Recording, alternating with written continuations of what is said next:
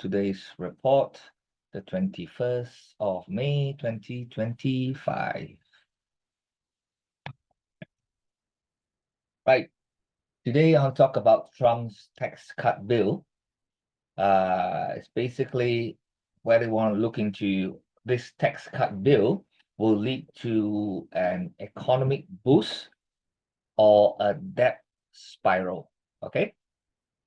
Now, a sweeping new tax cut bill is moving through Congress at the urging of President Donald Trump. It aims to extend and expand the 2017 tax cuts enacted during his first term, alongside other tax breaks and spending changes. Treasury Secretary Scott Bessent argues this plan will supercharge economic growth and grow our way out of the nation's debt troubles. Now, the US national debt now exceeds 36 trillion, and skeptics worry that large tax cuts will add trillions more to the debt without sufficient offsets.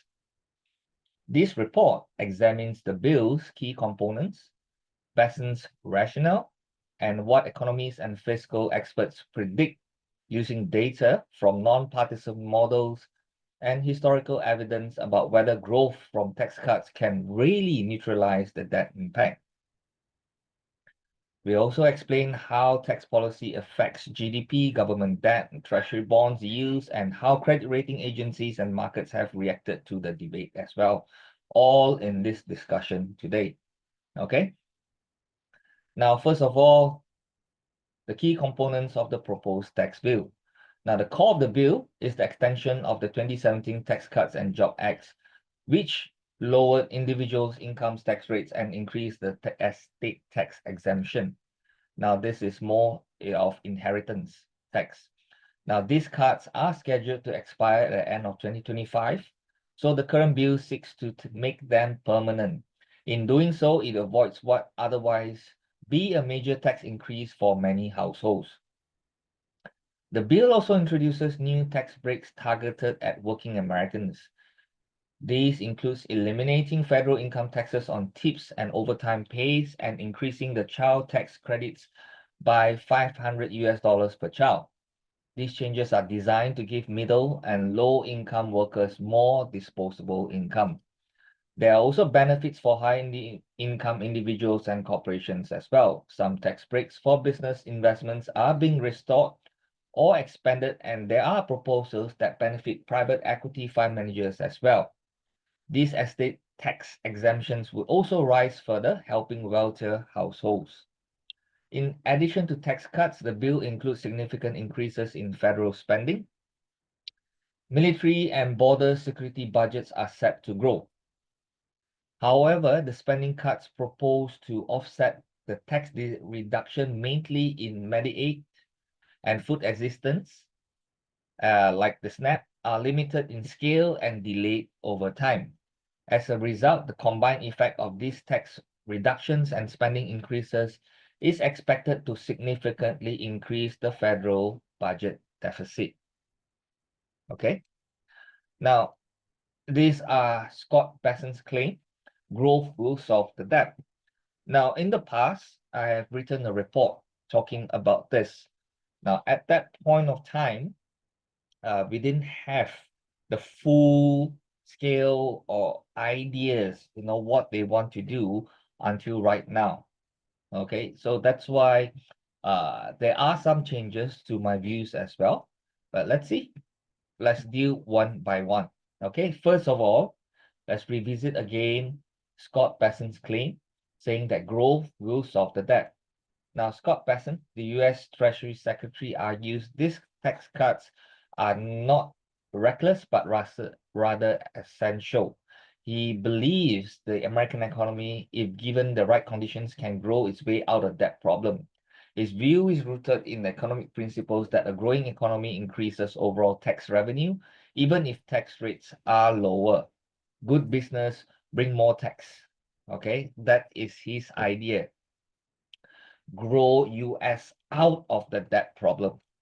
Now, he claims that tax cuts will encourage individuals to work more, and businesses to invest and hire, which will in turn raise economic output. As GDP rises, the government collects more revenue, even from a lower tax rate. He believes this will not only stabilize the debt to GDP ratio, but also reduce inflation and interest rates over time. This strategy is often referred to as supply-side economics. It assumes that lower taxes will incentivize productivity and business expansion. The increases in supply of goods and services then help ease inflationary pressures, especially if productivity rises. If inflation is lower, the Federal Reserve has less incentive to raise interest rates. Now, Bessent also argues that time is running out.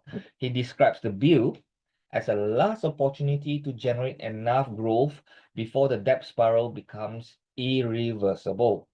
In his view, Moody's credit downgrade reflects past policy failures, and the new tax plan will eventually lead to improved fiscal health, right? Now, this is what Bessent says, okay? Now, this is true. This is really true, saying in the part that the time is really running out. It will come to a point where the debt spiral will only become worse.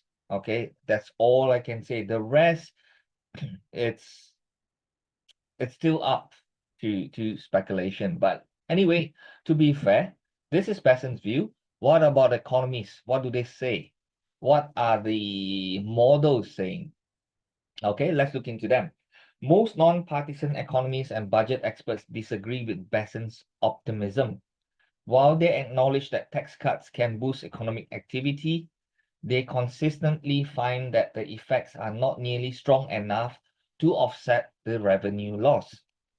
For example, the Tax Foundation estimates that the bill would reduce federal revenue by around $4 trillion over 10 years. Okay? Even after accounting for economic growth, the dynamic deficits remain over $3 trillion. The projected growth in GDP is around 0.6%, which is positive but relatively modest. Now, the Pan-Wharton budget model projects similar outcomes. It finds that making the 2017 tax cuts permanent would increase public debt from an estimated 226% to over 260% of GDP by 2050. Although there is some short-term economic benefits, the rising debt eventually slows down growth. The Congressional Budget Office evaluated the 2017 tax cuts and found they added approximately $1.9 trillion to the national deficit over a decade, despite some increase in GDP. In other words, the economy did grow, but the tax cut did not come close to paying for themselves. Okay? Now, the Committee for a Responsible Federal Budget estimates that the current bill would add between 3.3 and $5.2 trillion to the debt by 2034. Their analysis assumes some economic feedback, but still predicts that the federal debt to GDP ratio will climb significantly over the next decade.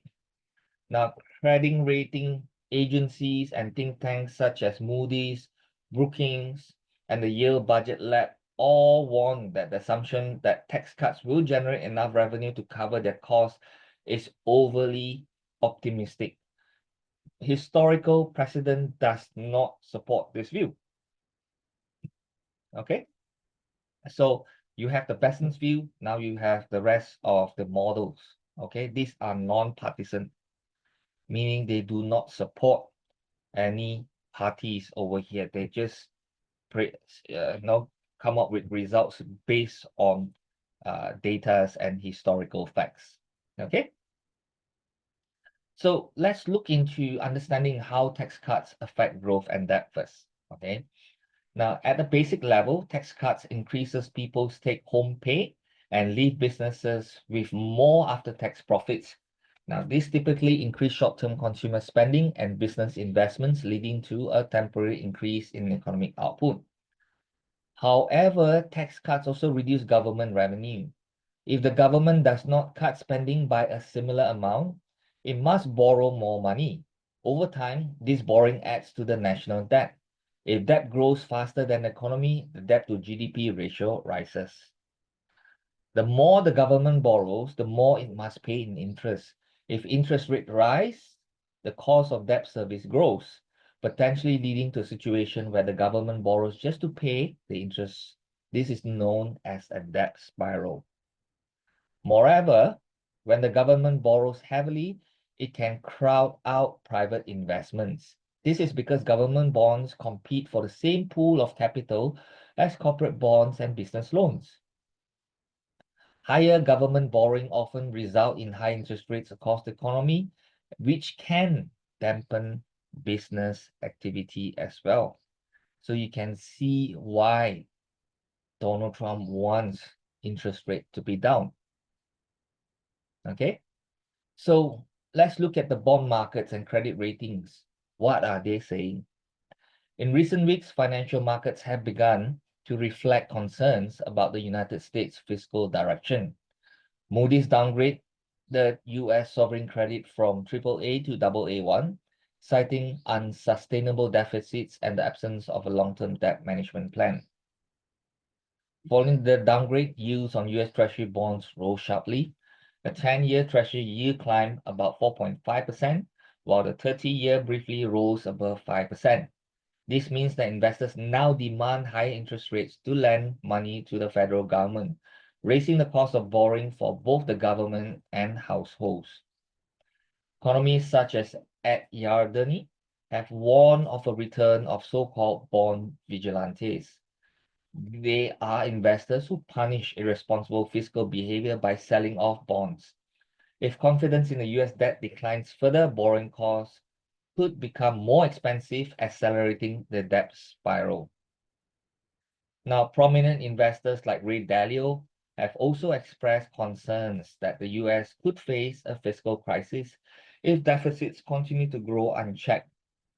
Dalio warned that the government may eventually be forced to print money to cover obligations, which could trigger inflation and currency depreciation. So now I think the question now falls back. Can economic growth really solve the debt crisis? While economic growth can certainly help manage debt, it cannot do so alone, especially when tax cuts reduce government revenue significantly.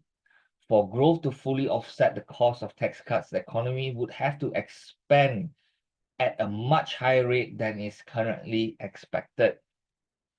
Now, historically, this has rarely happened.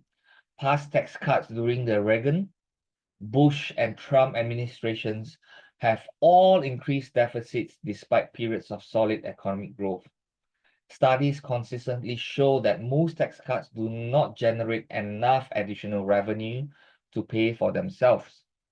Moreover, the US is already running large deficits.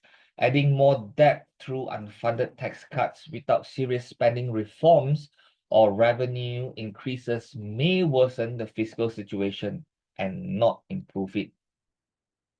While the bill may stimulate the economy in the near term, it is unlikely to fix America's long-term debt challenges. Without credible fiscal reforms, the risk remains that the US is trading short-term gain for long-term risk. This is what I see right now based on the development. Okay, there is still a lot of things that Donald Trump needs to pull through for this thing to work. Okay, which also means that if the Dodge department stops and says yes, done, it's work already, it's not going to be easy. There are more things. So either this, or if you see the interest rates, the yields, the bond yields, the 10-year bond yields and the 30-year yield continue to rise and rise, eventually you will see a big correction again in the market. Okay, So just beware, monitor this. In the short term is rising, that's a feel-good factor. But in the long term, I don't think it can continue doing that. Okay, we will definitely see a correction in the market if yields continue to rise. With that, that's a report for today.